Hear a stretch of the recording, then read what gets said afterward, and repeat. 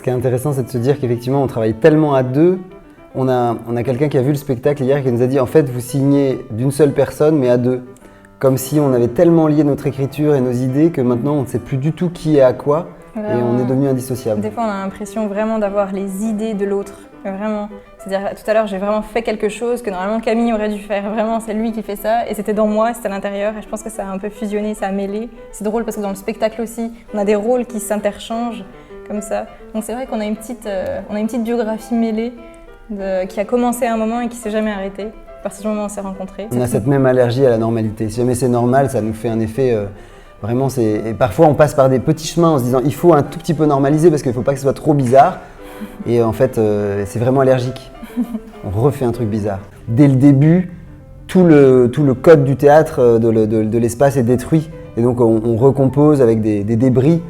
C'est un peu étrange comme matériau et en même temps, c'est précisément n'importe quoi. C'est-à-dire c'est du désordre parfaitement organisé, au millimètre. On a des marquages très fins, très précis, vraiment comme des menuisiers.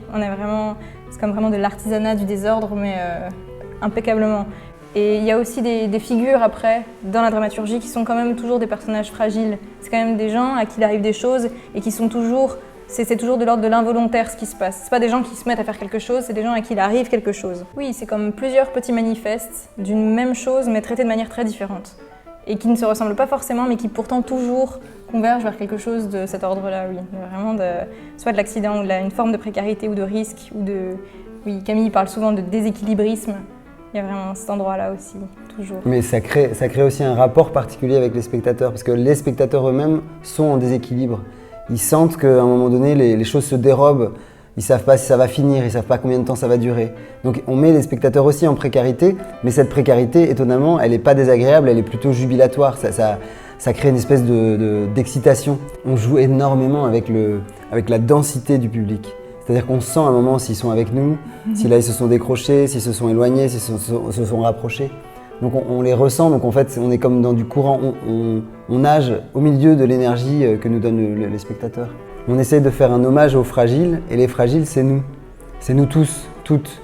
En fait on est tous et toutes dans une situation précaire, parfois invisible, mais on se reconnaît dans ces personnages, et donc en fait ces personnages toujours au bord de quelque chose, qui sont toujours en rattrape, nous parlent énormément. Donc en fait nous on a eu l'impression que c'est comme ça qu'on allait être le plus directement adressé, et que il y a une beauté que parfois on ne voit pas dans notre vie quand on est trop pressé.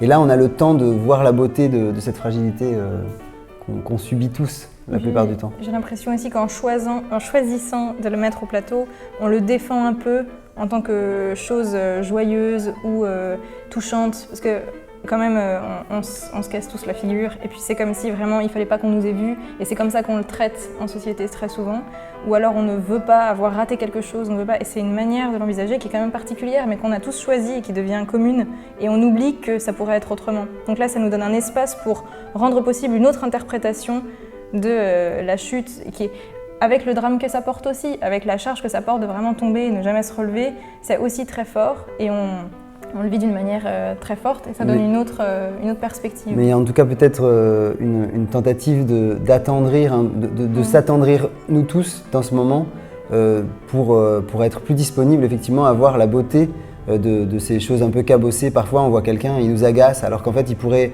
nous attendrir. Et parce qu'ils sont beaux, en fait c'est toujours ceux qu'on trouve les plus beaux, ceux qui sont un tout petit peu fragiles mais qui sont toujours un peu surprenants. Mais il y a les fragiles puissants et il y a les fragiles... Il y a plein de sortes de fragiles. Par exemple, on peut voir effectivement les fragiles, ceux qui vraiment tombent, mais il y a quand même ceux qui sont fragiles parce qu'en fait, ils ont une colère brusque. Et ceux-là, dans la vie, effectivement, on n'en veut pas. Ils sont pénibles. Et là, c'est vrai que ça leur donne une autre chance d'être en fait attendrissant. Peut-être que quelqu'un qui pique une crise est en fait attendrissant au fond. Et pas seulement agaçant, pénible, insupportable. C'est comme une petite autre lecture et aussi parce qu'on les aime terriblement, ceux à qui il arrive des choses vraiment pas marrantes, pas drôles. En fait, ils sont beaux, et donc c'est vrai que c'est un peu nos préférés. Le fait d'avoir cette tendresse est peut-être aussi un outil pour vivre ce monde effectivement qui s'effrite assez rapidement. De remettre de l'humour à des endroits qui sont blessés aussi, et qui continuent de l'être et qui vont l'être encore davantage. ça nous semble précieux aussi de vraiment de réparer des petits morceaux où on est abîmé, on se dit ah, tiens on peut tenter ça.